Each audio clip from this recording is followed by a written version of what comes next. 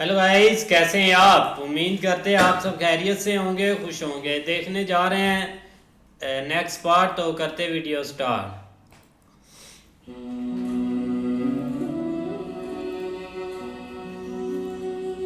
ओए होए।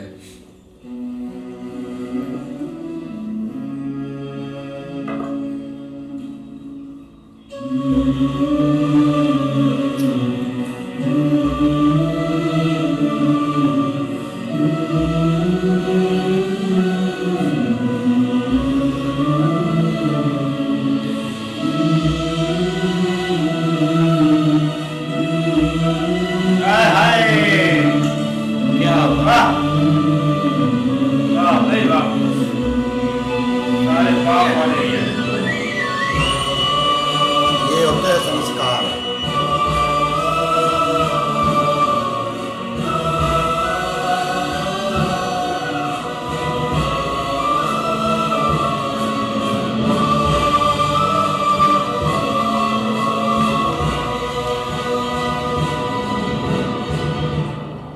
तुम्हारे बारे में समाचार सुनता रहता था, परंतु तुम्हारा मुख देखे बिना मेरी आंखों का जल सूख गया था। जन्म से आपकी प्रतीक्षा कर रहा था पिताश्री। अब सदैव आपके साथ रहकर आपकी सेवा करूंगा मैं। अवश्य पुत्र, तुम्हें साथ ले जाने ही तो आया हूं।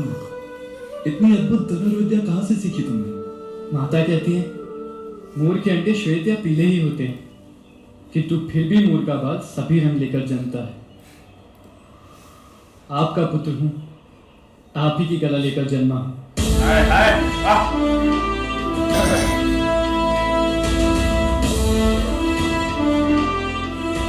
महाश्री दिन में 3 बार स्मरण दिलाते हैं कि मारना सीखो। तुम्हारे पिता के शत्रुओं को मारने में ही तुम्हारा धर्म है। और माता दिन में 3 बार कहती है कि मरना सीखो। शीश माता के अपमान का प्रतिशोध लेते हुए मरने में ही तुम्हारा धर्म है। मैं जानता था कि तुम्हारे मामा श्री बुद्धिमान और तुम्हारी माता मूर्ख है। तुम क्यों मरोगे पुत्र? तुम्हारा तो जन्म ही अमर होने के लिए हुआ है।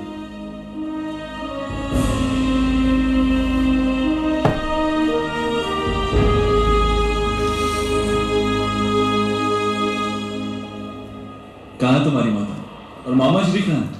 माता अपने कक्ष में और मामा श्री द्वंद विद्या के भवन में। ताज श्री दुर्योधन पधारे हैं। भीख मांगने के लिए आया इधर है। युवराज दुर्योधन वो किस कार्य से यहां बता रहे?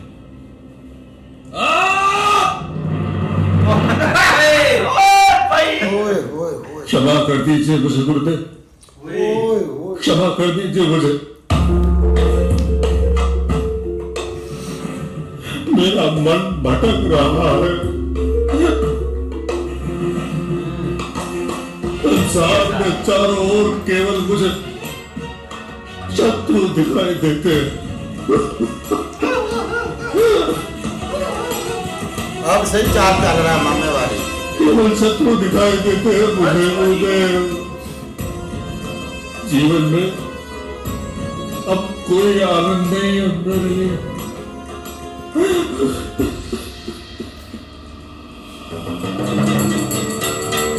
भीख मांगने वाले अंत कर दीजिए गुरुदेव, अंत कर दीजिए मेरा गुरुदेव। युवराज दुर्योधन, यूं विलाप करना आपको शोभा नहीं देता।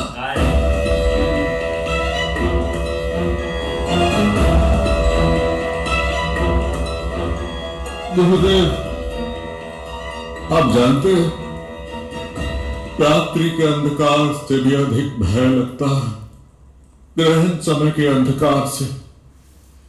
मेरे सम्मान को, मेरे स्वप्नों को, हाँ जी, सम्मान को, मेरे जीवन को ग्रहण लगा है गुरुदेव। ठीक है। मुझे मृत्यु से भी अधिक पीड़ा प्राप्त हो रही है। अच्छा, वो तो तुझे मरना ही है यहाँ पर। राहु केतु के भांति वो पांडव मेरे जीवन के सारे सुखों को निकल गए गुरुदेव, सारे सुखों को निकल गए।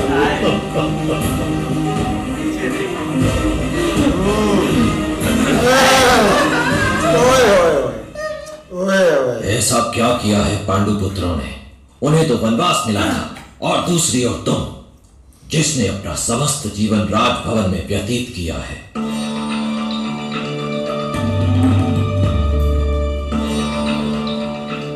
वनवास गुरुदेव, उन्हें वनवास मिला, वो क्या मेरा दोष था? आए नहीं, तेरे बाप का था। ना वे द्यूत खेलते,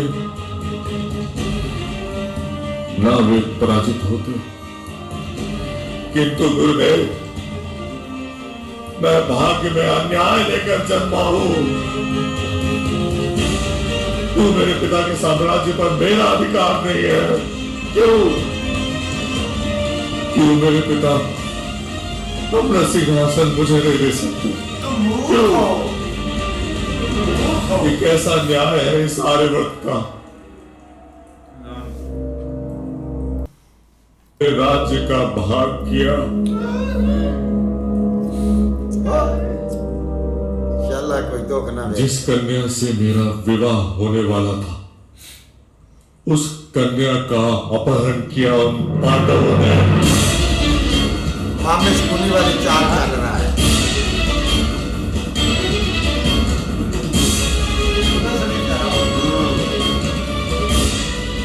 स्मरण कीजिए गुरुदेव,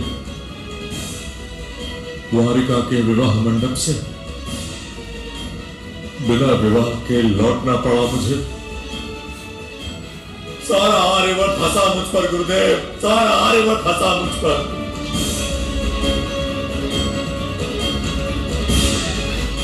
गुरुदेव, मैं आपको दोष नहीं दे रहा हूं, किंतु ये पांडु के पुत्र जीवन भर किस प्रकार मेरा अपमान करते आए हैं, वो सत्य बता रहा हूं आपको। तो पीछे सैड म्यूजिक भी लगा दो यार। अभी ये पांडव सारे आर्यवर्त को एकत्र कर रहे हैं मेरे विरुद्ध, मुझसे युद्ध करने के लिए। क्या दोष है मेरा? क्या अपराध है मेरा गुरुदेव?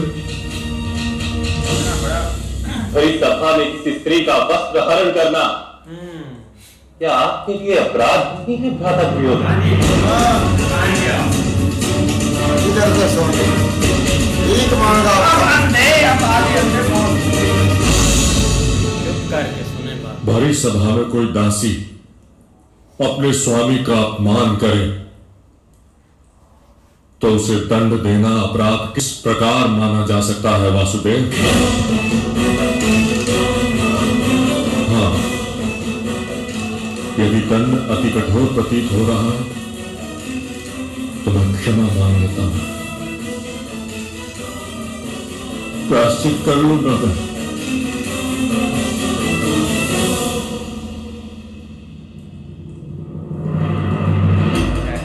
प्रायश्चित कर लूंगा गुरुदेव, किंतु मेरे साथ हो रहे इस अन्याय को रोकिए आप।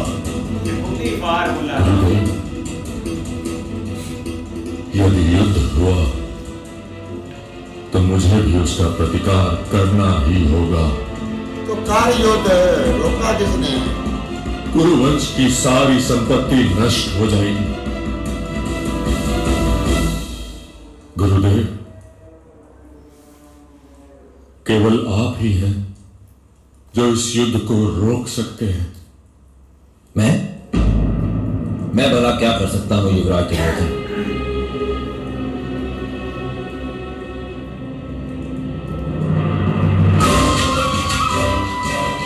यादव ही उन पांडवों का बल है गुरुदेव बलराम। यदि आप उनके साथ नहीं होंगे तो वो पांडव युद्ध करने का विचार भी नहीं कर सकते। नहीं कर सकता।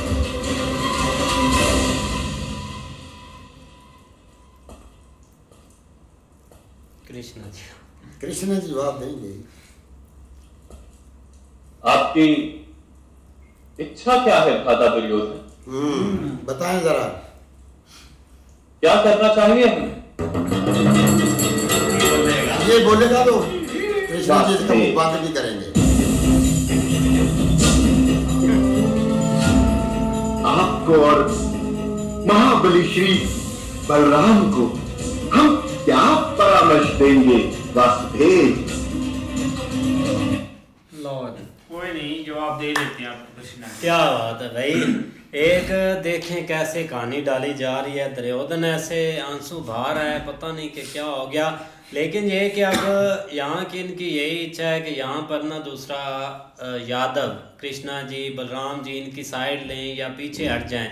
तो इनका जवाब अब कृष्णा जी देंगे सही तरीके से इनको। नहीं ऐसे ही है, लेकिन अगर इधर तो भाई स्टोरी वो यही सुना रहे हैं कि हम युद्ध नहीं चाहते, लेकिन ओवरऑल पूरे भाई वो मिल के फिर रहे हैं राज्यों में कि हमारे साथ आपने रहना, हमारा साथ आपने देना है। लेकिन मुझे लगता है कि ये जो द्वारका की सेना या कृष्णा जी जिस साइड पर होगा ना, उनके मतलब कि गेम चेंजर होगा सारा। भाई दुर्योधन अब चाहे मेंढक के आंसू निकाले, चाहे निकाले गधे के आंसू, जो मर्जी ये बंदा कर ले। है गधा यार, और क्या कहें इसको, जो मर्जी ये बंदा कर ले, इसका कुछ भी नहीं होने वाला। कृष्णा जी इसका साथ कभी नहीं देंगे।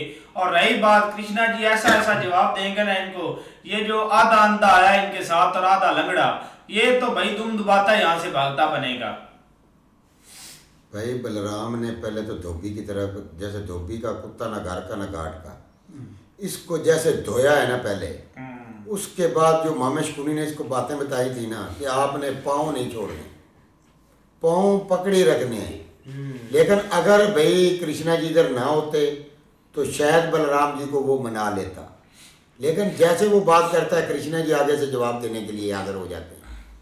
लेकिन भाई इतना भी कहर इंसान नहीं होना चाहिए कि बातें तो ये बड़े बड़े राजाओं महाराजों वाली करता है और इधर भीख मांग रहा है कि मुझे पांडु पुत्रों से बचा लो, वो मुझे नहीं छोड़ेंगे।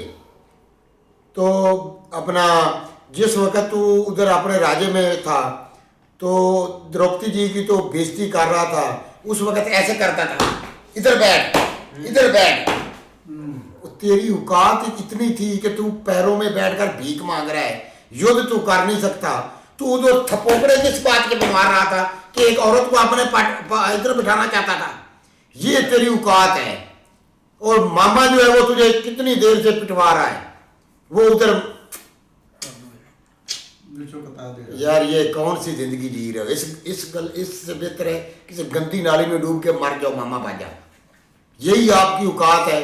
आप पांडु पुत्रों को आपने कितनी तकलीफें दी हैं, 13 साल वनवास काटा उन्होंने, फिर भी वो आपसे बेहतर है। और आप फिर भी उनके सामने जब आते हैं तो भीख मांग लेते हैं। यही सारी जिंदगी आप करते रहेंगे और आखिर में ये इसी तरह करते करते आपका अकाउंट बंद हो जाएगा। इस तरह भाई मामे भांजे के पास जो एक फन है ना पाँव में और उसको भाई ताक छोड़ना जब वो मना लेते हैं उसको।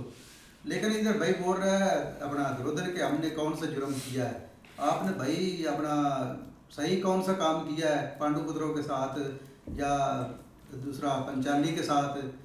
आपने तो एक जो उनके साथ कर दिया ऐसा कोई भी नहीं करता है। फिर भी आप उनके एक अपना चाचाजाद भाई हैं, फिर भी उनके भाई देखो कि भीम को भाई आपने जहर पिलाकर भाई कुएं में डाल दिया, उन्होंने फिर भी आपको माफ़ कर दिया। आपने उधर बनास में भाई आग लगा दी, उन्होंने फिर भी माफ़ कर दिया। लेकिन जो इसने भाई पंचाली के साथ किया है ना, उसकी माफ़ी नहीं है कि उसकी इसको सज़ा मिलेगी, कोई माफ़ी नहीं बाकी। लेकिन यार देखो कितना फन है उस बंदे के अंदर। लेकिन आप देखो आप कृष्णा जी जो ना वो उसको क्या जवाब देते हैं, आप साथ चलते हैं। हाँ जी, देखते हैं नेक्स्ट पार्ट में। तब तक के लिए गुड बाय, टेक केयर।